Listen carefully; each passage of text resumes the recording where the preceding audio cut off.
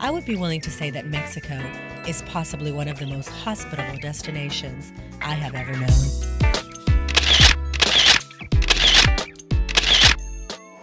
You know something, I was here before, my wife and I came here. In fact, it was our last holiday. It was about 8 years ago, we stayed over there. Yeah. And it's very, very beautiful. Everyone was so gracious and welcoming and typical of the Mexican people. Hi, Mr. Neeson. Welcome to Mexico as well. I promote tourism, so I'd like to ask you a question. You mentioned that you've been to Cabo before and that you've been to other places in Mexico. Where in Mexico have you visited, and what do you think about the Mexican people? I shot a film on Veracruz. It's called Ruby Cairo, with Andy McDowell and Viggo Mortensen many years ago. I don't think anybody saw the film. But we were in Veracruz for like 3 weeks or something. And there was one thing I did notice, because at the time I lived in Los Angeles, and my interaction with the Mexican people was seeing gardeners walking up Laurel Canyon to go into some anonymous house and fix their pool or cut their hedges and do something like that. Kind of anonymous people that I'm ashamed to say were just part of the fabric of LA life, you know. But when I was in Veracruz, I just was so touched by their root is family.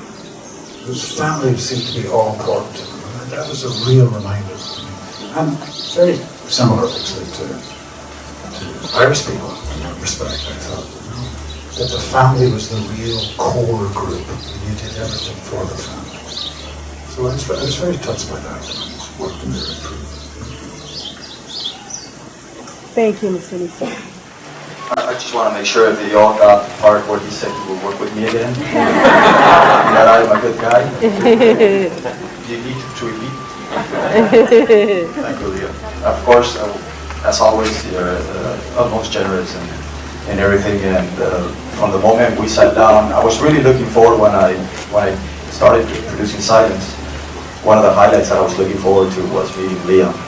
I've always loved everything he has done throughout his professional career, and I was looking forward to asking him why he accepted to do such a challenging project as a child, such as Silence. Of course, he responded the Marty Scorsese factor, but when we had the one-on-one conversation, I asked him again, and he said, you know, this is a movie that my grandchildren will be talking about, and this is a movie that will make history.